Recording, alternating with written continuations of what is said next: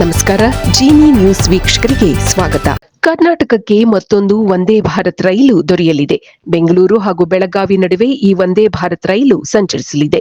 ಪ್ರಧಾನಿ ನರೇಂದ್ರ ಮೋದಿಯವರು ಆಗಸ್ಟ್ 10ರಂದು ಈ ರೈಲಿಗೆ ಗ್ರೀನ್ ಸಿಗ್ನಲ್ ನೀಡಲಿದ್ದಾರೆ. ಆಗಸ್ಟ್ 10ರಂದು ಕರ್ನಾಟಕ ಪ್ರವಾಸ ಕೈಗೊಳ್ಳಲಿರುವ ಪ್ರಧಾನಿ ಮೋದಿಯವರು ಬೆಂಗಳೂರು ಹಾಗೂ ಬೆಳಗಾವಿ ನಡುವೆ ಸಂಚರಿಸುವ ವಂದೇ ಭಾರತ್ ರೈಲಿಗೆ ಹಸಿರು ನಿಶಾನೆ ತೋರಲಿದ್ದಾರೆ.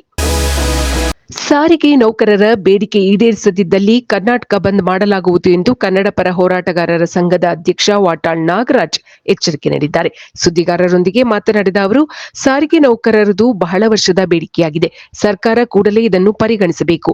ಯಾವ ಸರ್ಕಾರ ಕೂಡ ಇವರ ಸಮಸ್ಯೆ ಆಲಿಸಿಲ್ಲ. ಅವರ 36 ತಿಂಗಳ ಸಂಬಳವನ್ನು ಆದಷ್ಟು ಬೇಗ ಬಿಡುಗಡೆ ಮಾಡುವಂತೆ ಸರ್ಕಾರವನ್ನು ಆಗ್ರಹಿಸಿದ್ದಾರೆ. ಸಚಿವ ರಾಮಲಿಂಗಾರೆಡ್ಡಿ ಅವರು ಕೂಡಲೇ ಸಾರಿಗೆ ನೌಕರರ ಬೇಡಿಕೆಗಳನ್ನು ಈಡೇರಿಸಬೇಕು, ಇಲ್ಲದಿದ್ದರೆ ನಾವು ಹೋರಾಟ ಮಾಡುತ್ತೇವೆ ಎಂದು ವಾಟಾಳ್ ನಾಗರಾಜ್ ಹೇಳಿದ್ದಾರೆ. ಮುಂದಿನ ದಿನಗಳಲ್ಲಿ ಕರ್ನಾಟಕ ಬಂದ್ಗೆ ಕರೆ ನೀಡಲಾಗುವುದು ಎಂದು ಇದೇ ವೇಳೆ ವಾಟಾಳ್ ನಾಗರಾಜ್ ಎಚ್ಚರಿಕೆ ನೀಡಿದ್ದಾರೆ. ವಿವಿಧ ಬೇಡಿಕೆಗಳ ಈಡೇರಿಕೆಗೆ ಆಗ್ರಹಿಸಿ ಮಂಗಳವಾರದಂದು ಶುರುವಾಗಿದ್ದ ಸಾರಿಗೆ ನಿಗಮಗಳ ನೌಕರರ ಮುಷ್ಕರಕ್ಕೆ ತಡೆ ಬಿದ್ದಿದೆ.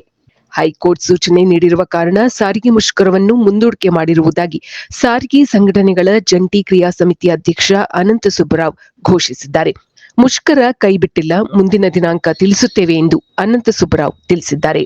ಬಿಎಂಟಿಸಿ ಬಿಟ್ಟು ಉಳಿದ ನಿಗಮಗಳ ವ್ಯಾಪ್ತಿಯಲ್ಲಿ ನಡೆದ ಮುಷ್ಕರ ನಿನ್ನೆ ಮಧ್ಯಾಹ್ನದವರೆಗೆ ಭಾಗಶಃ ಯಶಸ್ವಿಯಾಗಿದೆ. 40% ಬಸ್ ಸೇವೆ ಸ್ಥಗಿತಗೊಂಡಿದ್ದರೆ 60% ಬಸ್ಗಳು ಎಂದಿನಂತೆ ಸಂಚಾರ ನಡೆಸಿದವು. ಕಲ್ಯಾಣ ಕರ್ನಾಟಕ, ಕಿತ್ತೂರು ಕರ್ನಾಟಕ, ಮಧ್ಯ ಕರ್ನಾಟಕ, ಮೈಸೂರು ಹಾಗೂ ಬೆಂಗಳೂರು ಭಾಗದಲ್ಲಿ ಅಂತರ್ ಜಿಲ್ಲಾ ಪ್ರಯಾಣದ ಬಸ್ಗಳ ಸಂಚಾರ ಬಹುತೇಕ ಸ್ಥಗಿತಗೊಂಡಿದ್ದವು.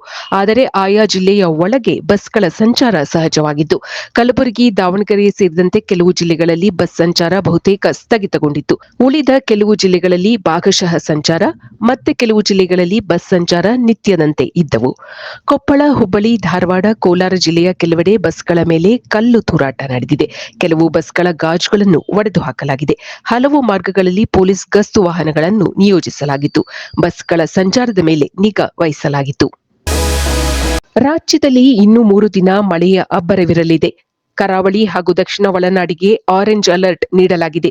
ಉತ್ತರ ಒಳನಾಡಿಗೆ ಯೆಲ್ಲೋ ಅಲರ್ಟ್ ನೀಡಲಾಗಿದೆ. ಬೆಂಗಳೂರು ಹಾಗೂ ಸುತ್ತಮುತ್ತಲಿನ ಪ್ರದೇಶಗಳಲ್ಲಿ ಬಿರುಗಾಳಿ ಹಾಗೂ ಗುಡುಗು ಸಹಿತ ಮಳೆಯಾಗುವ ಮುನ್ಸೂಚನೆಯನ್ನು ಹವಾಮಾನ ಇಲಾಖೆ ನೀಡಿದೆ. ಇದು ಈ ದಿನದ ಸುದ್ದಿಗಳು. ನಿರಂತರ ಸುದ್ದಿಗಳಿಗಾಗಿ ವೀಕ್ಷಿಸುತ್ತಿರಿ ಜೀನಿ ನ್ಯೂಸ್. ನಮಸ್ಕಾರ.